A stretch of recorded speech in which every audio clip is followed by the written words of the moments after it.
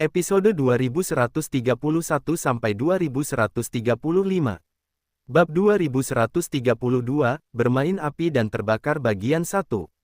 Aoyong memanjat ke atas terumbu karang raksasa. Begitu dia melewati area ini, dia akan berada di kamar pribadi ratu. Tiba-tiba, seluruh tubuhnya menjadi kaku. Dia melihat seseorang berdiri di depan pintu masuk halaman yang jauh. Itu adalah penjaga istana naga, Kakier. Aoyong membelalakkan matanya karena tak percaya. Mengapa dia ada di sini? Kakier adalah pengawal pribadi Raja Naga dan bertanggung jawab atas keselamatan pribadi Raja Naga. Keduanya praktis tidak terpisahkan. Yang lebih penting, dia bukanlah orang yang bisa bergaul baik dengan orang lain. Dia pernah menjadi jenderal yang ganas di ketentaraan dan tidak bisa bergaul dengan kalangan bangsawan. Kemudian, karena suatu alasan, dia tiba-tiba menerima penghargaan dari Raja Naga dan dipromosikan menjadi pemimpin pengawal baru sebagai pertimbangan khusus. Ketika mengingat kembali pencapaian Kakier di masa lalu dan bagaimana perasaannya setiap kali mereka berpapasan, Aoyong merasa takut terhadap penjaga itu. Dia selalu merasa seolah-olah dia tidak bisa benar-benar melihat orang ini. Yang lebih penting, jika Kakier ada di sini, bukankah itu berarti Raja Naga juga ada di sini? Aoyong tidak berani mengeluarkan suara sedikit pun karena takut terlihat oleh Kakier. Tunggu, dia tampak mencondongkan tubuhnya ke samping dan mendengarkan, jadi kewaspadaannya tampak sedikit lebih rendah dari biasanya. Setelah sedikit ragu, Aoyong masih enggan pergi. Dia meminjam penutup karang untuk diam-diam melihat ke halaman. Sementara itu, di dalam kamar, Sang Hongyu sedang berbaring di tempat tidur. Namun, tubuhnya bahkan lebih mempesona daripada permukaan batu giok putih di bawahnya. Dadanya terus naik turun, dan napasnya juga agak kacau. Setelah melalui pengalaman intim itu, seluruh tubuhnya tampak seolah-olah telah meleleh sepenuhnya.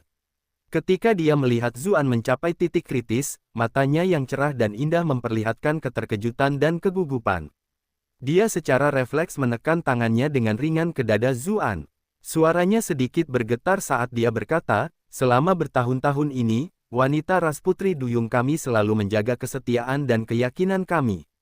Kami tidak pernah membiarkan pria lain selain suami kami menyentuh kami." Sumber konten ini NOVNBN. Ketika dia merasakan sedikit keraguan dan penyesalan dalam suaranya, senyum menggoda muncul di sudut bibir Zuan. Dia bertanya, "Apakah kamu ingin aku meniru penampilan Raja Naga? Jadi, aku akan menjadi suamimu." Sejak dia memulai proses perawatan sebelumnya, dia sudah kembali ke penampilan aslinya. "Tidak," Sang Hongyu menggigit bibirnya. "Aku ingin kau tetap seperti ini. Kita sudah menjadi suami istri sejak lama. Bukan berarti kita melanggar aturan, kan?" Suaranya mengandung sedikit rasa khawatir, seolah-olah dia mencoba meyakinkan dirinya sendiri. Iklan oleh Pub Future. Zuan tidak bisa menahan tawa.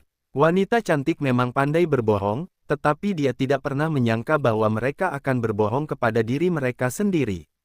Dia menjawab, "Tentu saja." Zuan baru saja akan bergerak ketika Sang Hongyu menghentikannya lagi. Matanya yang ragu-ragu menunjukkan ekspresi malu dan memohon saat dia berkata, "Aku belum pernah melihatmu sebegitu.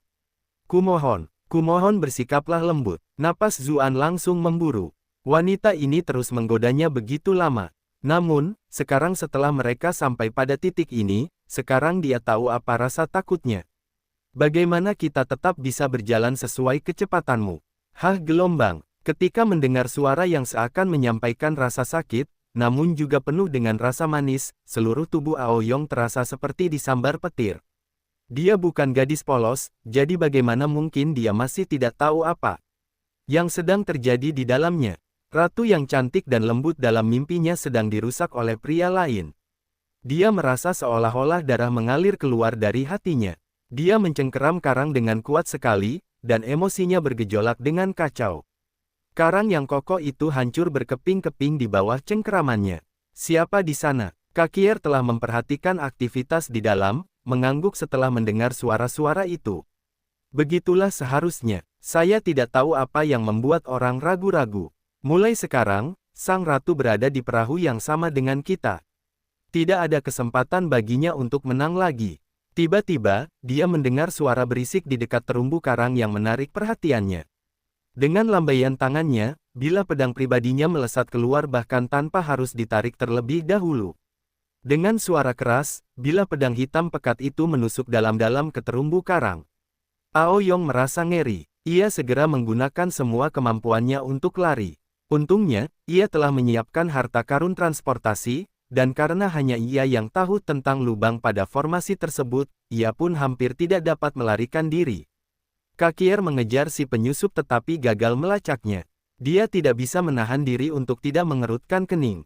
Semua perhatiannya tertuju pada bagian dalam ruangan, yang akhirnya memungkinkan orang luar masuk.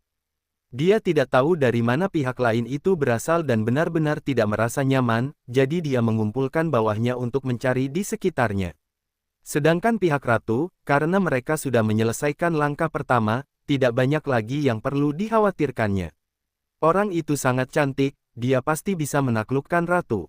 Iklan oleh Pub Future. Sementara itu, di dalam ruangan, mata Sang Hongyu berangsur-angsur kembali normal. Awalnya, dia benar-benar bingung, tetapi kemudian dia sangat malu. Apakah aku baru saja pingsan tadi? Dia tidak bisa menahan diri untuk menggigit bahunya, sambil berkata, kau benar-benar orang jahat. Kau jelas-jelas berjanji padaku, namun, aku tidak lupa untuk menyetujui apapun, kata Zuan sambil tersenyum menggoda. Kamu, Sang Hongyu mengingat apa yang terjadi sebelumnya. Zuan tampaknya tidak mengatakan sesuatu yang konkret. Dia memprotes, aku benar-benar tertipu oleh perilaku sopanmu. Kamu jelas-jelas hanya seekor binatang buas. Terima kasih atas pujiannya. Itu bukan pujian. Ngomong-ngomong, sepertinya ada sesuatu yang terjadi di luar tadi. Sang Hongyu masih seorang Grandmaster, baik atau buruk. Meskipun dia agak linglung saat itu, dia masih mendengar sesuatu yang terjadi di luar.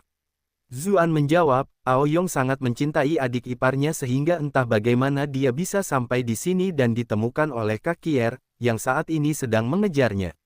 Dengan keilahiannya indra, bahkan gerakan sehelai rumput pun tidak akan luput dari lautan kesadarannya. Kunjungan Aoyong tentu saja tidak terkecuali. Apa maksudmu? Dia sangat mencintai adik iparnya. Rekamannya sangat buruk. Sang Hongyu memukul dada rampingnya saat dia mengeluh tanpa bercanda. Apa? Dia tidak mencintai adik iparnya. Lalu kenapa dia datang jauh-jauh ke tempatmu larut malam? Zuan tertawa. Kurasa pria itu mungkin terlalu bergantung pada dirinya sendiri sehingga dia mengira kau memberinya petunjuk di pesta atau semacamnya. Sang Hongyu terdiam. Bagaimana mungkin dia bisa menduga bahwa Aoyong akan berpikir seperti itu? Tapi aku harus berterima kasih kepada orang itu karena setidaknya aku telah membujukmu pergi. Tidak ada yang bisa mengganggu kita sekarang. Zuan menatap wajahnya yang memerah dan bertanya, bagaimana kalau kita lanjutkan? Sang Hongyu menggertakkan giginya pelan. Dia sedikit bersemangat, tetapi juga sedikit takut. Dia secara refleks, menempelkan tangannya ke tubuh pria itu lagi dan berkata, kalau begitu, kamu tidak bisa bersikap seperti tadi. Tapi jelas bukan itu yang dikatakan tubuhmu, kata Zuan, terdengar terkejut. Seperti yang diharapkan dari ras laut, tubuhnya telah menjadi selembut air. Itu hanya karena embun hasrat yang terbebaskan. Itu tidak ada hubungannya denganku. Sang Hongyu mulai memohon sedikit. Aku benar-benar belum pernah mencoba hal seperti ini, jadi sebaiknya kau. Zuan tertawa dan menjawab, tapi aku khawatir itu bukan urusanmu. Bab 2133, Bermain Api dan Terbakar Bagian 2. Buang. Sementara itu, di ibu kota manusia, gerbang utama klan Liu yang telah lama dipertahankan hancur total oleh ram musuh besar. Momentumnya tidak berhenti dan terus melaju lurus ke dalam kediaman Liu. Banyak pengawal klan Liu mencoba mencegahnya, tetapi bagaimana mereka bisa menghentikan pendobrak yang mengerikan itu?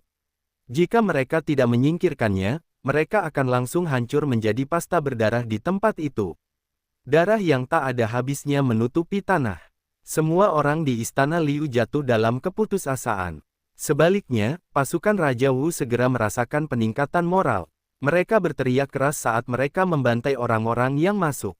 Di kediaman Liu, saudara-saudara Liu melompat-lompat seperti semut di penggorengan. Tepat pada saat itu, seseorang memberitahu, para tetua, pertahanan kita telah ditembus. Bahkan jika kita harus berfantasi tentang nyawa kita harus menjaga kedua tetua kita dengan aman. Mata Liu Guang dan Liu Yao bersinar. Benar, selama kita bisa lolos, kita akan punya kesempatan untuk bangkit kembali. Tepat saat itu, tawa itu meledak. Melarikan diri. Kemana lagi kamu masih bisa lari? Raja Wu, yang mengenakan baju zirah dan senjata lengkap, menyerbu masuk bersama kelompok kultivator yang kuat. Sering terjadi kejahatan di wajah mereka. Liu Guang tiba-tiba berteriak, "Semuanya, ikuti aku untuk menangkap pengkhianat Raja Wu." Dia tahu betul bahwa dengan keadaan seperti ini, hanya dengan menangkap rajalah mereka akan memiliki kesempatan untuk bertahan hidup. Raja Wu yakin bahwa kemenangan sudah dalam genggamannya. Karena pihak lain berani menyerangnya, dia akan memberi mereka kesempatan kecil itu. Ketika mendengar itu, semua orang di kediaman Liu pun tersadar dari lamunan mereka dan menyerbu ke masing-masingnya. Iklan oleh Pub Future. Klan Liu telah mempertahankan kekuasaannya selama bertahun-tahun sehingga mereka kini memiliki banyak kultivator yang kuat. Saat ini mereka sudah berada dalam masa putus asa, momentum serangan dan suara mereka cukup menakutkan. Sementara itu, Raja Wu hanyalah seorang raja prefektur. Tidak mungkin bawahnya lebih kuat dari klan Liu. Namun, Raja Wu sendiri tidak panik dan berkata dengan dingin, Liu Guang dan Liu Yao telah menentang keputusan itu dan bahkan melakukan upaya sia-sia untuk membunuh utusan kekaisaran. Kejahatan mereka semakin parah dan mereka harus dieksekusi di tempat. Begitu dia mengatakannya, sekelompok prajurit bergegas keluar dari belakangnya. Mereka tidak meraung saat maju, dan malah tetap diam. Ada aura pembunuh yang unik di sekitar mereka. Serangan mereka sangat jauh dan mereka bekerja sama dengan sangat baik. Setiap kali bila pedang mereka bergerak, nyawa orang lain akan terenggut. Tak lama kemudian, para pembudidaya klan Liu tergeletak dalam genangan darah. Tak lama setelah itu, Liu Guang dan Liu Yao disergap dari samping, dan kepala mereka melayang ke udara. Saat mereka berputar di udara, pikiran terakhir mereka adalah, bagaimana Raja Wu bisa memiliki begitu banyak ahli yang menakutkan di bawah komandonya. Dengan tewasnya saudara-saudara Liu, moral semua orang di kediaman Liu benar-benar runtuh. Mereka semua berusaha melarikan diri dengan ketakutan. Tetapi itu berubah menjadi pembantaian sepihak. Raja Wu melangkah tepat di atas kursi kehormatan klan Liu, simbol kekuasaan mereka. Ia tampak sangat gembira. Ambil kepala Liu Guang dan Liu Yao dan tunjukkan kepada semua orang di ibu kota. Semua yang melawan harus dieksekusi tanpa kecuali. Klan Liu telah mempertahankan kekuasaan di ibu kota selama bertahun-tahun, jadi pengaruh mereka sangat mengakar. Saat ini, terutama karena mereka tidak sepenuhnya siap, pasukan mereka tidak dapat sepenuhnya menampilkan kekuatan mereka. Jika pihak Raja Wu menunggu sampai yang lain bereaksi dan melawan, itu dapat menyebabkan munculnya variabel yang tidak terduga. Namun, jika kepala Liu Guang dan Liu Yao dipajang di seluruh ibu kota, bahkan orang-orang itu hanya bisa menyerah. Siapa yang masih bersedia mengorbankan nyawa mereka untuk dua pemimpin yang sudah meninggal? Kunjungi novelbin.com untuk pembaruan. Api membumbung di seluruh bagian ibu kota, senjata saling beradu di mana-mana. Banyak bangsawan dan pejabat tinggi tidak tahu apa yang sedang terjadi, dan hanya memberi tahu pengawal klan mereka untuk menutup pintu dan tetap waspada. Sebelum fajar menyingsing, berbagai bagian ibu kota berangsur-angsur tenang. Jelas bahwa kemenangan telah diputuskan dan debu telah mengendap. Para pengintai yang dikirim oleh klan akhirnya mengetahui apa yang terjadi. Mereka mengetahui bahwa klan Liu telah musnah begitu saja. Mereka semua tidak dapat menahan rasa sedih. Klan Liu mengandalkan status mereka sebagai kerabat keluarga kerajaan untuk mempromosikan orang-orang mereka sendiri ke posisi penting, yang telah membuat marah massa. Itu terutama terjadi setelah mendiang kaisar meninggal, dengan dukungan janda permaisuri, saudara-saudara klan Liu tidak lagi memiliki keraguan, menjadi lebih mendominasi dan sombong. Yang lain semuanya sangat tidak puas dengan mereka secara pribadi, sering mengutuk mereka untuk menemui ajal mereka lebih cepat. Namun, ketidakpuasan hanyalah ketidakpuasan.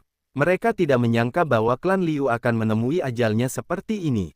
Pejabat berpangkat tertinggi berada di level tertinggi otoritas kekaisaran, jadi mereka tentu tidak menyukai acara yang mengandung terlalu banyak variabel. Dan acara malam ini adalah acara yang tidak pasti seperti itu.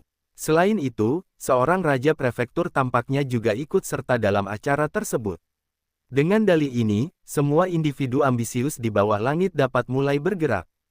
Selain itu, selama proses berlangsung, kedelapan adipati itu sebenarnya tidak memimpin situasi tersebut. Apakah karena sesuatu telah terjadi pada kedelapan adipati itu, atau apakah karena mereka secara diam-diam membiarkan semua ini terjadi? Keesokan paginya, lonceng pemanggilan semua pejabat dibunyikan. Lonceng itu tidak pernah dibunyikan kecuali dalam keadaan darurat. Dalam beberapa dekade terakhir, ini adalah pertama kalinya lonceng itu digunakan. Banyak klan bahkan bertanya-tanya apakah ada seseorang yang menyergap, menggunakan kesempatan ini untuk menangkap mereka semua sekaligus. Saat mereka menunggu dengan waspada, mereka segera menerima berita bahwa Raja Yi, Jenderal Pertahanan Timur Zhao Huanglu, telah memasuki istana untuk mengikuti sidang pengadilan. Dia adalah paman Zhao Han, seseorang yang memiliki prestise besar dalam keluarga kerajaan. Sejak dia tiba, tampaknya kejadian tadi malam tidak terlalu memengaruhi kaisar. Segera setelah itu, Direktur Sekretariat Kekaisaran Pei Ming, Asisten Rahasia Sekretariat Kekaisaran Biki, dan Kepala Pelayan Pei Zheng memasuki istana. Dengan para petinggi ini memimpin, klan lain di ibu kota menghela napas lega. Tampaknya situasi saat ini masih terkendali. Dengan demikian, mereka semua masuk ke istana. Sebelum pergi, Sang Hong memperingatkan bibimu berulang kali, jika aku tidak kembali sebelum siang, maka bawalah Kiner dan yang lainnya ke akademi. Sang Qin dan Zheng dan sekarang adalah murid gunung belakang, dan Zuan adalah pemberi persembahan, jadi tidak seorang pun boleh masuk ke sana. Bibimu khawatir, lalu bertanya, haruskah aku ikut denganmu? Sebagai kekasih Sang Hong selama bertahun-tahun, dia tentu tahu tentang Sang Qin dan Zheng dan yang membantu permaisuri. Jika orang lain tahu tentang itu, seluruh klan Sang akan tamat. Sang Hong menggelengkan kepalanya dan berkata, jika sesuatu benar-benar terjadi, keberadaanmu bersamaku tidak akan membantu sama sekali. Itu hanya akan membuang nyawa orang lain. Tepat saat itu, Sang Qin angkat bicara. Bibimu, tidak perlu terlalu khawatir. Ibu kota sudah sangat kacau tadi malam, dan tidak ada yang tahu kemana permaisuri pergi. Ayah mungkin tidak dalam bahaya. Sebaliknya, jika dia tidak memasuki istana hari ini, itu akan menjadi lebih mencurigakan. Tetapi meskipun ayahmu dan aku telah membersihkan jejak di sekitar rumah kita, tidak ada yang dapat kita lakukan terhadap jejak yang tertinggal di tempat yang lebih jauh. Orang-orang itu pasti akan tahu kemana permaisuri menghilang. Pagi ini, aku keluar dan melihat bahwa sudah ada tentara yang mencari di dekat sini.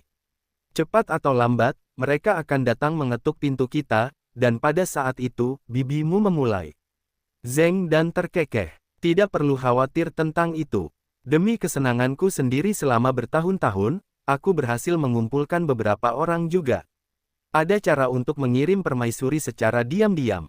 Sang Hong dan bibimu memasang ekspresi aneh. Mereka juga tahu sedikit tentang apa yang dilakukannya. Dia tampaknya telah diam-diam melibatkan dan menaklukkan beberapa pasukan di bawah tanah ibu kota. Mereka tahu bahwa dia sebelumnya telah mendirikan sebuah geng di kota Bright Moon, dan sebenarnya tidak begitu menyetujuinya saat mereka melihat kembali ke kebiasaan lamanya. Bagaimanapun, pengaruh istana sangat besar, dan kelompok-kelompok bawah tanah itu hanya bermain-main saja sebagai pembanding.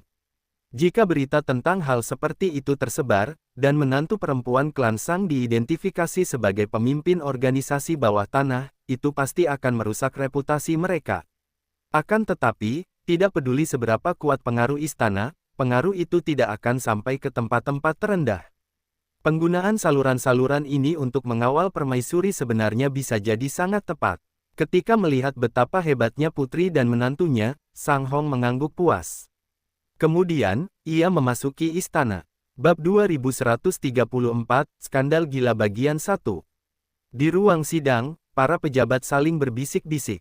Banyak di antara mereka yang berkonsultasi dengan para tetua tentang apa yang terjadi, tetapi para tetua itu bungkam saja. Kaisar dan permaisuri telah tiba. Baru ketika suara melengking memenuhi udara, aula-aula menjadi sunyi. Tak lama kemudian, Zhao Ruizi dan Bi Linglong masuk dari sisi satu demi satu. Zhao Ruizi duduk di singgasana naga di depan, sementara Bi Linglong duduk di kursi Phoenix di belakang tirai mutiara. Banyak pejabat yang khawatir menghela napas lega ketika mereka melihat kedua orang itu masih di sana. Rupanya semuanya masih dalam kendali. Namun, mereka yang lebih jeli memperhatikan bahwa posisi Bi Linglong duduk agak berbeda dari biasanya. Biasanya, janda permaisuri duduk di bagian paling tengah sementara posisi Bi Linglong lebih kecil di bagian samping. Namun sekarang dia duduk di bagian paling tengah, sementara janda permaisuri tidak muncul. Kursi yang biasanya diduduki janda permaisuri bahkan telah dipindahkan secara langsung. Ada beberapa orang yang sudah mendengar beberapa rumor. Ketika mereka melihatnya, mereka semua merasa sedikit bersalah. Klan Liu memang benar-benar baik. Mereka mengira, dengan berapa tahun yang dihabiskan permaisuri di ibu kota serta melatihnya di tingkat Grandmaster, selama dia ada di sini, klan Liu masih akan memiliki kesempatan untuk bangkit kembali. Tapi sekarang, setelah semua pejabat menyelesaikan formalitas, Bi Linglong berdeham dan berkata, "Saya yakin semua orang terkasih telah mendengar bahwa beberapa hal terjadi tadi malam." Ibu Suri berusaha menggulingkan tahta, dan dia berkolusi dengan saudara-saudara Liu baik di dalam maupun di luar. Untungnya, dengan bantuan Raja Yi, Raja Wu, dan anggota keluarga kerajaan lainnya, kami mampu melancarkan pemberontakan. Belum lama ini, ayahnya Biki memasuki istana dan berbicara panjang lebar dengannya. Dia menyadari bahwa dengan keadaan yang ada, dia hanya dapat terus menangani situasi yang ada. Kalau tidak, jika masalah ini benar-benar menimpa, bukankah klan Bi akan dituduh melakukan pengkhianatan karena membuat dekrit palsu? Bagaimanapun, dia tidak pernah akur dengan sang permaisuri. Sekarang karena tidak ada pertanda baik bagi sang permaisuri, dia akan menstabilkan situasi terlebih dahulu. Dia kemudian akan perlahan-lahan menyelesaikan masalahnya dengan orang lain. Meskipun para pejabat sudah siap secara mental, tetap saja terjadi kegemparan besar ketika mereka menerima berita itu. Mereka semua tahu bahwa kaisar saat ini adalah anak dari kakak perempuan permaisuri. Dengan hubungan darah seperti itu, bukankah klan Liu benar-benar gila karena mencoba menggantikannya dengan seorang pangeran yang sama sekali tidak ada hubungannya dengan mereka? Namun, setelah debu mereda, tidak ada satupun dari mereka yang mau membela keluarga yang kalah. Mereka hanya terus melirik Raja Yi dan Raja Wu. Jadi, mereka berdua adalah kekuatan utama di balik kejadian kemarin. Pada saat yang sama, mereka sesekali melirik Biki. Mereka semua tahu bahwa klan Bi dan Liu tidak pernah akur. Tidak ada yang akan percaya jika dia mengatakan tidak ikut serta dalam kejadian ini. Benar saja, Raja Yi, Zhao Huang dipromosikan dari Jenderal Pertahanan Timur menjadi Jenderal Besar selama upacara penghargaan berikutnya, yang menjadikannya pemimpin semua perwira militer. Putranya Zhao Sun dan Zhao Yi keduanya dianugerahi gelar raja dan diberikan wilayah kekuasaan 10.000 rumah tangga. Zhao Sun bahkan dipromosikan menjadi Jenderal Pengawal Kanan. Raja Wu diangkat ke gelar sebelumnya Liu Yao, yang membuatnya bertanggung jawab atas pertahanan ibu kota. Pada saat yang sama, ia secara bersamaan memegang posisi Jenderal Pimpinan Pusat, dengan 6 perwira lapangan di luar kota berada di bawah komandonya. Di sisi lain, wilayah kekuasaan Biki bertambah 8.000 rumah tangga, dan ia juga menduduki jabatan Kepala Pelayan dan Jenderal Kereta Perang. Banyak orang yang berwawasan luas dapat mengatakan bahwa meskipun Biki tampaknya tidak menerima sebanyak Raja Yi dan Raja Wu di permukaan, ia telah menerima banyak manfaat praktis. Meskipun sekretariat kekaisaran adalah yang tertinggi dari 3 sekretariat dalam namanya, posisi itu datang dengan tugas untuk melaksanakan banyak urusan pemerintahan. Bukan hanya posisinya yang sangat sibuk, itu jauh dari pusat pembuatan kebijakan. Namun, kepala pelayan berbeda. Dia adalah tokoh kunci yang membahas dan merancang kebijakan yang tepat di sisi kaisar. Jenderal Kereta Perang juga merupakan peringkat ketiga di antara para jenderal.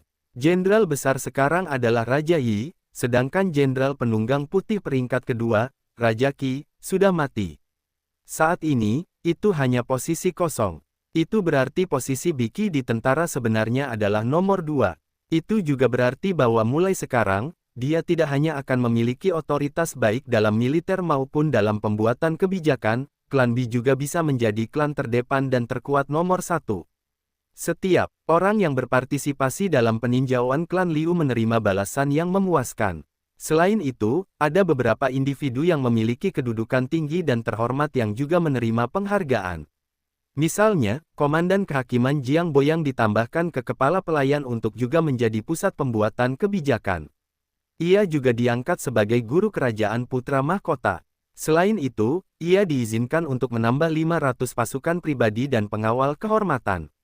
Semua orang yang hadir diam-diam curiga bahwa alasan permaisuri melakukan hal ini adalah untuk menenangkan para menteri tinggi istana. Jiang Boyang, yang selalu jujur dan lugas serta memegang jabatan komandan kehakiman, bertanggung jawab atas hukum sejak awal. Jika dia benar-benar memutuskan untuk menyelidiki keabsahan masalah yang melibatkan janda permaisuri dan klan Liu dengan sungguh-sungguh, akan agak sulit untuk menyelesaikan semuanya. Itu terutama terjadi jika seseorang memperhitungkan bagaimana klan Jiang, klan Pei, klan Yu, dan bahkan keluarga kerajaan semuanya terhubung oleh pernikahan, dan putri yang belum menikah Jiang Luofu bahkan menjadi guru di gunung belakang Akademi Kerajaan, seseorang yang sangat penting di istana. Karena klan Liu telah tamat, ada banyak lowongan di istana. Itulah sebabnya hampir setiap pejabat penting yang hadir dipromosikan, sehingga acara ini menjadi sangat menggembirakan. Ketika dia melihat bahwa tindakannya yang sewenang-wenang akhirnya memuaskan para pejabat sipil dan militer dan membuat mereka diam-diam menerima acara tersebut, Bilinglong akhirnya menghela napas lega. Namun siapa sangka, saat itu Zhao Ruizi yang biasanya pendiam tiba-tiba bertanya, "Di mana Zuan? Mengapa selama ini aku tidak pernah mendengar kabar tentang keberadaannya?" Tanda tanya. Seluruh istana menjadi sunyi senyap. Banyak orang saling memandang dengan cemas. Mata mereka penuh dengan kebingungan. Mengapa bupati terseret dalam masalah ini? Orang-orang yang mereka ajak konsultasi juga benar-benar bingung. Mereka berkomunikasi dengan mata mereka, "Aku tidak tahu." Senyum baru saja muncul di wajah Bilinglong di balik tirai, tetapi ketika dia mendengar itu, ekspresinya berubah. Dia segera melihat ke arah Biki di bawah. Dia adalah wanita yang cerdas dan segera bereaksi. Jadi kejadian hari sebelumnya sebenarnya juga ditujukan pada Zuan. Mengapa mereka berani? Biki angkat bicara dan menjawab, "Sang bupati pergi ke tanah tertutup milik ras iblis untuk melawan monster alien. Saat ini kami masih kekurangan berita tentangnya, jadi saya khawatir dia sudah. Bukankah kita membiarkannya lolos begitu saja? Kaisar ini ingin mencopot jabatan bupatinya." Zhao Ruizi mengangkat tinjunya dengan marah. Semua orang di sana tidak tahu harus berbuat apa. Jangan pernah. Bupati telah mendapatkan posisinya melalui jasa yang luar biasa. Bahkan jika dia tewas di tanah tertutup milik ras iblis karena suatu kejadian yang tak terduga, semua orang dari ras manusia, tidak, seluruh dunia, harus mengenang prestasinya. Bagaimana mungkin kita melakukan hal seperti itu yang akan membuat dunia mencibir? Jiang Boyang akhirnya tidak dapat menahan amarah yang telah terkumpul di dadanya dan berbicara dengan nada tegas. Sang Hong juga melangkah maju dan berkata, "Benar sekali. Bupati telah melakukan pekerjaan ajaib berkali-kali dalam beberapa tahun terakhir. Sekarang, dia bahkan mempertaruhkan nyawanya sendiri untuk menangkis monster asing. Aku ingin tahu kesalahan apa yang telah dia buat sehingga membuat Yang Mulia begitu marah. Lelucon macam apa ini? Klan Sang sekarang sepenuhnya terikat pada Zuan. Bagaimana dia bisa berdiri di sana tanpa mengatakan apapun?" Saat itu, klan Qin, klan Murong, dan pejabat lain yang dekat dengan Zuan semuanya angkat bicara sepakat. Ada juga banyak pejabat yang memiliki hubungan dekat dengan akademisi yang mengangkat pembicaraan. Zhao Ruizi tidak pernah menyangka bahwa pejabat yang tadinya sangat hormat tiba-tiba menjadi begitu marah. Ketika dia melihat banyak orang di antara mereka yang sedikit mengintimidasi, dia langsung merasa sedikit menyesal. Dia berkata, "Meskipun apa yang kalian katakan masuk akal, tetap saja, dia mengatakan Linglong adalah kaisar ini. Bagaimana kaisar ini bisa memaafkannya dengan mudah? Dia tidak mengucapkan kata-kata itu sedikit pun tanpa membawa seorang penguasa, dan dia terdengar semakin bersalah menjelang akhir. Suaranya juga semakin lembut. Namun, para pejabat penting yang berhak menghadiri upacara pengadilan pagi semuanya memiliki tingkat pelatihan yang mengesankan. Mereka semua mendengar apa yang dia katakan dengan jelas. Pengadilan yang penuh semangat dan emosi itu langsung menjadi sunyi. Mereka semua menatap Bilinglong dengan kaget, bertanya-tanya dari mana datangnya skandal gila ini. Bab 2135, Skandal Gila Bagian 2. Bilinglong hampir pingsan karena marah. Dia malu dan kuat. Namun, ia bereaksi cepat dan langsung berkata sambil terkejut, Yang Mulia terlalu terkejut tadi malam, jadi pikirannya tidak begitu jernih dan ia akhirnya berbicara omong kosong. Para prajurit, bawa Yang Mulia kembali ke kamarnya untuk beristirahat. Dipahami. Tak lama kemudian, beberapa kasim dan pelayan pergi untuk mendukung Zhao Ruizi. Martabat permaisuri biasanya sangat tinggi, jadi di luar beberapa situasi khusus seperti hari sebelumnya, mereka masih secara refleks mematuhi perintahnya. Zhao Ruizi memprotes dengan tidak senang, pikiranku tidak jelas. Aku tidak ingin kembali beristirahat. Orang Zhu itu menyakitimu, tetapi kamu melakukannya hanya untuk melindungiku. Raja Yi berusaha keras untuk menjelaskan pembicaraannya. Yang Mulia memang agak linglung. Sebaiknya Anda kembali ke istana untuk beristirahat. Orang yang memberikan tekanan terbesar adalah dia. Lagi pula, untuk membodohi kaisar idiot ini, kedua putranya telah menggunakan Zuan sebagai alasan. Namun, jika mereka benar-benar mengejar masalah ini, mereka belum tentu mampu menanggung akibatnya. Biasanya, menyela pembicaraan kaisar sudah sangat memalukan, tetapi tidak seorang pun yang hadir merasa tidak pantas. Sebaliknya, banyak orang angkat bicara setuju, mendesak kaisar untuk beristirahat lebih awal. Apa yang kau bercanda? Jika kaisar idiot ini terus membuat masalah, bagaimana kita bisa memperhitungkan situasi ini? Ada begitu banyak orang di sini. Siapakah yang bisa menjamin tidak akan ada yang keluar? Bagaimanapun, dia adalah kaisar sejati, jadi tidak mungkin mereka bisa mengabaikan apa yang dikatakannya. Selain itu, jika apa yang dikatakannya benar dan seorang pejabat berselingkuh dengan permaisuri, itu akan menjadi skandal besar bahkan jika dilihat dari sejarah. Setiap orang yang tidak terlibat akan dipermalukan dalam buku-buku sejarah. Yang lebih penting, bagaimana mereka seharusnya menangani konsekuensinya sekarang. Apakah mereka benar-benar akan menuduh bupati melakukan kejahatan? Lupakan tentang berapa banyak koneksi yang dimiliki bupati di istana, dan bagaimana ia bahkan menjadi pemberi persembahan di Royal Academy, bahkan jika ia tidak memiliki semuanya, hanya kekuatannya saja yang membuatnya benar-benar tak tersentuh. Raja Jin, leluhur lama klan Meng, ahli-ahli yang tak terhitung jumlahnya dari istana Raja Dai, dan kerangka naga emas raksasa yang mengerikan masih belum sepenuhnya dingin. Siapakah yang berani membuang nyawa mereka? Selain itu, jika mereka benar-benar mendorongnya ke pihak ras iblis, jika dia memimpin pasukan ke selatan, bahkan keberadaan dinasti Zhou Agung sendiri akan menjadi masalah. Namun, jika apa yang dikatakan kaisar bodoh itu salah, itu akan menjadi pukulan telak bagi martabat dan status agung kaisar jika berita itu tersebar.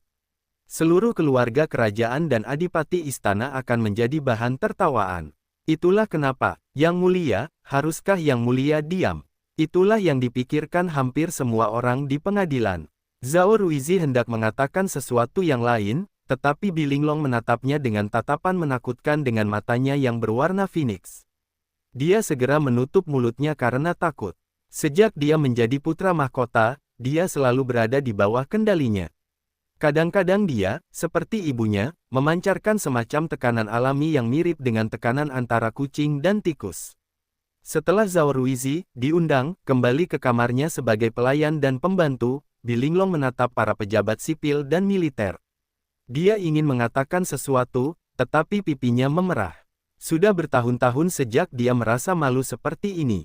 Tidak peduli seberapa pintar dia, tidak peduli seberapa besar gengsi yang dia miliki sebagai ibu dari kerajaan ini, dia tetaplah seorang wanita muda berusia di bawah 20 tahun.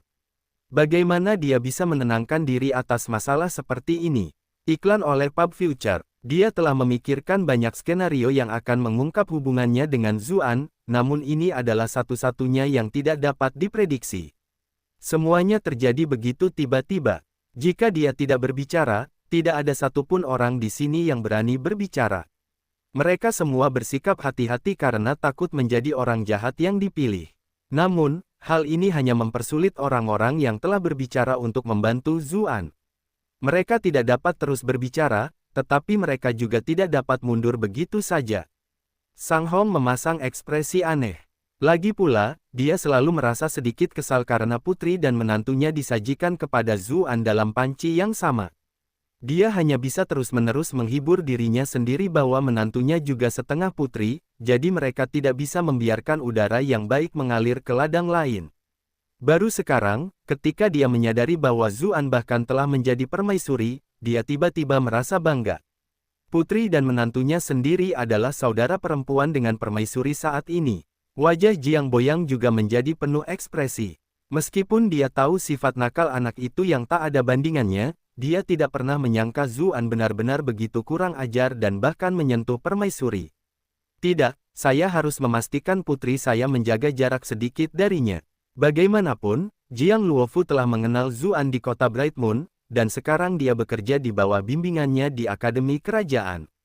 Itu benar-benar terlalu berbahaya. Ekspresi Raja Wu juga berubah drastis. Zuan selalu menjadi duri dalam hati. Terutama saat pertama kali mendengar rahasia Sutra Phoenix Nirvana, dia bahkan mengirim istrinya sendiri ke kamar Zuan. Saat itu, dia mengira Zuan hanyalah orang biasa yang bisa dia bungkam setelah kejadian itu. Tapi siapa yang mengira dia akan tumbuh sejauh ini? Setelah penyergapan di ibu kota, Yu Qing bahkan bertengkar hebat denganku untuk menyelamatkannya. Dilihat dari sikapnya, jelas bahwa dia sudah jatuh cinta pada pria itu. Sekali saja. Cukup sekali saja untuk membuat istriku yang biasanya penuh kasih dan setia menjadi bersikeras berbicara demi dia. Raja Wu menjadi gila karena penyesalan setiap kali memikirkan hal itu, namun bajingan Zhu itu terlalu kuat, jadi dia tidak bisa melakukan apapun untuk membalas dendam. Baru pada malam sebelumnya dia akhirnya menemukan secercah harapan. Namun sekarang dia merasa lebih bahagia, karena bahkan permaisuri telah menjadi korban bocah itu. Bahkan Kaisar yang mulia telah menderita dengan cara yang sama. Aku tidak sendirian. Kemampuan macam apa yang dimilikinya hingga mampu membuat wanita jatuh cinta padanya seperti ini. Orang-orang yang paling ketakutan dan tertekan tidak lain adalah klan Qin. Bagaimanapun, Zuan awalnya adalah menantu klan Chu. Meskipun dia dan Chu Chuyan sebelumnya bercerai, semua orang tahu bahwa itu hanya tindakan yang asal-asalan. Hubungan antara Bupati dan Chu Chuyan, serta klan Qin, sangat baik. Namun, klan Qin adalah keluarga ibu Chu Chuyan, dan menantu mereka telah berselingkuh, bahkan dengan permaisuri. Duh, kita baru saja datang untuk menghadiri sidang pengadilan. Kenapa tiba-tiba kita merasa seolah-olah ada cahaya hijau yang keluar dari kepala kita? Saat itu, Bi Linglong terbatuk pelan. Akhirnya dia sedikit pulih dan berkata, memang ada beberapa rumor tak berdasar yang menyatakan bahwa permaisuri dan bupati ini memiliki sesuatu di antara kami, tetapi sang utusan secara pribadi membuktikan ketidakbersalahan kami. Mendiang Kaisar mengawasi prosesnya, tetapi kami tidak bersalah. Saya yakin bahwa Yang Mulia mendengar beberapa fitnah, jadi jangan menganggapnya sebagai fakta. Ini adalah sesuatu yang pasti akan diselidiki oleh permaisuri ini dengan ketat. Iklan oleh Pub Future. Ekspresi Raja Yi sedikit berubah ketika mendengar apa yang dikatakannya. Kedua bajingan kecil di rumah itu sudah berusia setengah baya, tetapi mereka masih belum bisa memahami apa yang penting. Sekarang lihat apa yang terjadi. Kunjungi blog saya untuk pembaruan terbaru. Semua yang lain angkat bicara dan berkata, ya, Yang Mulia. Namun, dalam hati, mereka merasakan hasrat untuk berdrama menggelegak dalam diri mereka. Penjelasan sang ratu masuk akal, dan tidak ada kekurangan yang bisa dipetik darinya. Namun, ada banyak hal yang memang seperti itu. Semakin banyak yang dijelaskan, semakin banyak orang yang akan curiga. Biasanya, tidak ada yang akan curiga dengan kesaksian sang peraih pusaka. Namun, sekarang setelah dipikir-pikir, mendiang peraih pusaka telah menyerahkan jabatannya kepada Zuan. Itu berarti hubungan mereka istimewa. Dengan cara peraih pusaka melakukan sesuatu, dia mungkin sudah lama memutuskan penggantinya.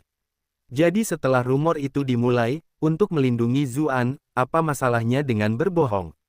Lagi pula, bahkan jika tidak terjadi apa-apa di antara mereka saat itu, bagaimana dengan sesudahnya? Setelah Kaisar meninggal, seluruh istana telah jatuh di bawah kekuasaan permaisuri dan bupati. Selain itu, bupati sudah sering memasuki istana, yang berarti ada terlalu banyak kemungkinan untuk hal seperti itu. Kalau dipikir-pikir lagi, bahkan di Istana Timur Sang Putra Mahkota, Sang Bupati sudah menghabiskan banyak waktu berduaan dengan Sang Putri Mahkota, dibandingkan dengan si idiot Zhao Ruizi, Sang Bupati tampan dan memiliki pelatihan yang luar biasa. Wanita muda mana yang bisa menolak pesonanya? Dulu, identitas Bilinglong dan cara bertindaknya yang dewasa dan rasional membuat orang lupa bahwa dia sebenarnya adalah seorang wanita muda. Baru sekarang setelah Zhao Ruizi mengingatkan mereka tentang hal itu, mereka tiba-tiba menyadari fakta itu. Keduanya adalah pasangan yang sempurna. Ketika melihat ekspresi dan pandangan aneh pada mata orang-orang di bawah, Bilinglong sudah bisa menebak apa yang mereka pikirkan. Dia hampir pingsan di tempat itu. Rubah kau ini yang tidak berpikir secara normal sungguh ketiga. Meski begitu, hubungannya dengan Zuan nyata, jadi dia akan merasa bersalah bahkan jika dia mencoba membantah. Tak berdaya untuk melakukan apapun, dia hanya bisa terperangah dan berkata, tidak sepatah kata pun tentang kejadian hari ini boleh diucapkan di luar. Jika permaisuri ini mendengar desas-desus apapun, aku pasti akan menghukum para penjahat dengan keras. Sidang ditunda. Dia benar-benar tidak bisa tinggal di sini sedetik pun lebih lama. Ketika mereka melihat Bilinglong pergi, dengan ekspresi yang sangat dingin, seolah-olah dia sedang melarikan diri, semua orang yang hadir memiliki sedikit senyum di mata mereka. Dia panik, seperti yang diharapkan, dia adalah seorang wanita muda. Bilinglong kembali ke istananya dengan wajah cemberut. Sepanjang jalan, tidak ada satupun pelayan yang berani mengucapkan sepatah kata pun. Bahkan Rongmo tidak berani mencoba menasihatinya tentang apapun. Suruh tuan datang dan temui aku. Setelah memberi perintah, dia mengurung diri di kamarnya sendiri dan tidak mengizinkan siapapun untuk masuk. Kemudian, dia membaringkan kepalanya di dalam selimut, dan berbaring telungkup di tempat tidurnya. Hanya kakinya yang terlihat di luar, tendang-nendang kemana-mana. Ah, ini sangat memalukan.